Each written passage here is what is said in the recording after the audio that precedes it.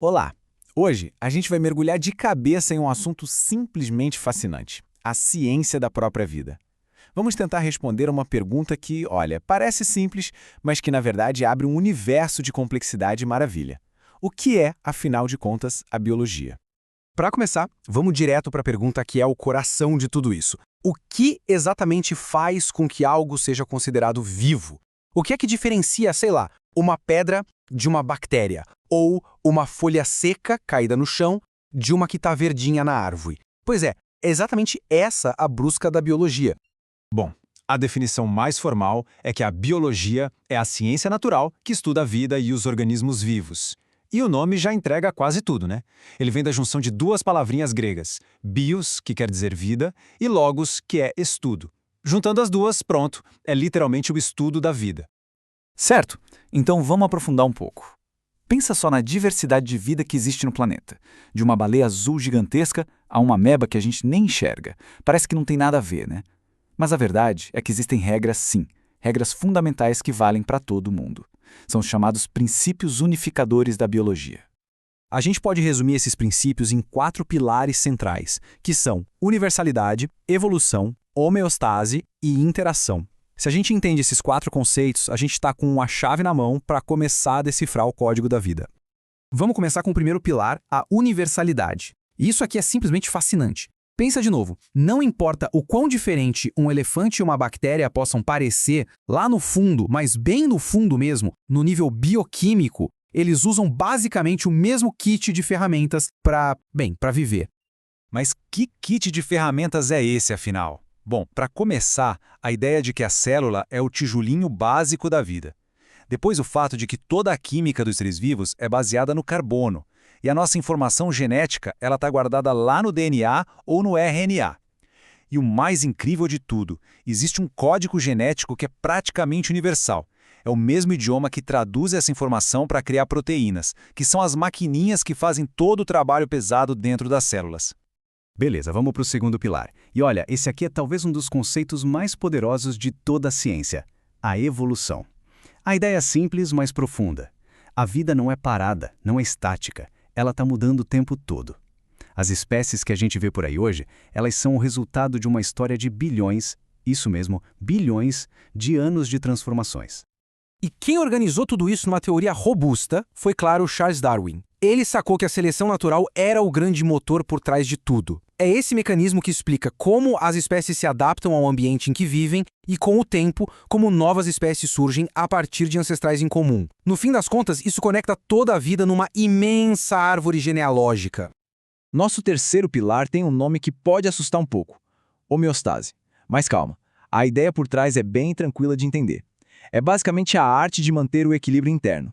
É a capacidade que todo ser vivo tem de manter o seu ambiente de dentro estável, organizadinho, mesmo que lá fora o mundo esteja um caos. E esse controle acontece em todos os níveis que a gente possa imaginar. Desde uma única célula, que precisa manter a acidez dela, o pH super controlado para não morrer, até um animal de sangue quente, como nós, que precisa manter a temperatura do corpo sempre a mesma, não importa se está um calor de 40 graus ou um frio de rachar. É um processo absolutamente vital para a sobrevivência. E para fechar os nossos 4 pilares, a gente chega na interação. A frase "nenhum ser vivo é uma ilha" resume isso perfeitamente. A vida, na sua essência, é feita de conexões, de relacionamentos, seja com outros seres vivos, seja com o ambiente. Todo ser vivo, sem exceção, está interagindo com seu mundo o tempo todo.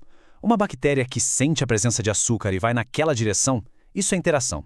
Um leão caçando na savana é a mais pura interação. E só para registrar, o estudo de toda essa teia complexa de interações tem um nome: é ecologia. Ok, então com esses 4 pilares na cabeça, a gente começa a ter uma ideia da escala gigantesca da biologia.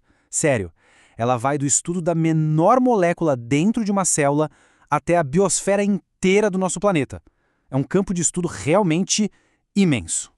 E claro, essa amplitude toda se divide em muitos ramos. A gente tem a biologia molecular, a biologia celular, a genética, a fisiologia, a anatomia, a botânica, que estuda as plantas, a zoologia, que foca nos animais, e por aí vai. Cada uma dessas áreas é como uma janela diferente, com uma vista única, para a gente entender o que é estar vivo.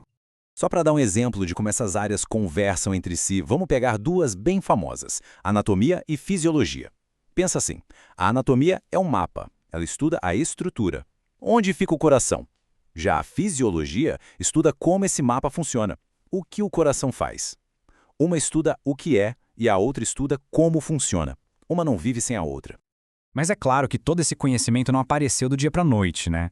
O que a gente sabe hoje sobre a vida é o resultado de uma longa jornada de descobertas construída ao longo de séculos por gente muito curiosa. Então, que tal a gente dar uma olhada em alguns momentos-chave dessa história? As pessoas estudam a natureza desde sempre, mas o termo biologia, como a gente conhece, é relativamente novo. Ele foi formalizado lá no comecinho do século XIX. Essa citação de Gottfried Treviranus, em 1802, é um dos primeiros registros que a gente tem. Ele propôs o nome biologia, ou a doutrina da vida, para dar um foco para essa ciência que estava nascendo. E essa jornada é cheia de momentos que mudaram tudo.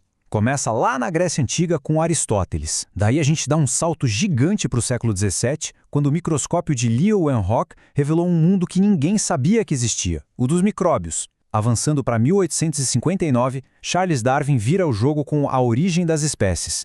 E em 1953, a descoberta da dupla hélice do DNA destravou os segredos da hereditariedade. Então, depois de tudo isso, qual é a grande lição? A biologia não é só uma lista de nomes de plantas e animais que a gente decora na escola. É muito mais. É a grande história da própria vida. De onde ela veio, como ela funciona e talvez até para onde ela vai.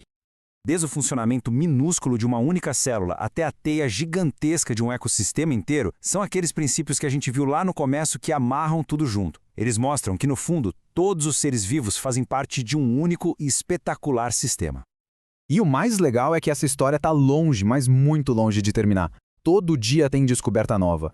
Isso deixa a gente com aquela pergunta que move toda a ciência, né? Quais serão os próximos segredos da vida que a biologia vai conseguir desvendar?